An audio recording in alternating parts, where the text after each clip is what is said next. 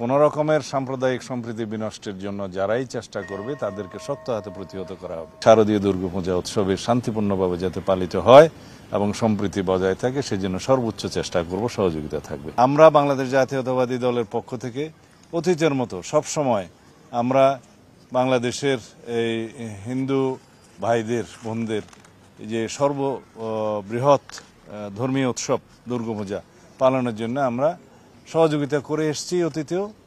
আপনারা জানেন গত বছর সরকারের পাশাপাশি বিএনপির সর্বস্তরের নেতাকর্মীরা সমস্ত জায়গায় সারা বাংলাদেশে এই দুর্গাপূজা উৎসবের সমস্ত দিনে পাহারায় রত ছিল এবং সবাই সহযোগিতা করেছে, সর্বোত্তম সহযোগিতা করেছে।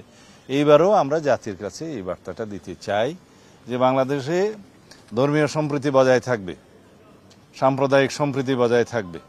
কোনো রকমের সাম্প্রদায়িক সম্প্রীতি বিনষ্টের জন্য যারাই চেষ্টা করবে তাদেরকে শক্ত হাতে প্রতিহত করা হবে। সেটা সরকারের অবশ্যই উদ্যোগ আছে এবং সরকারি দায়িত্ব আছে।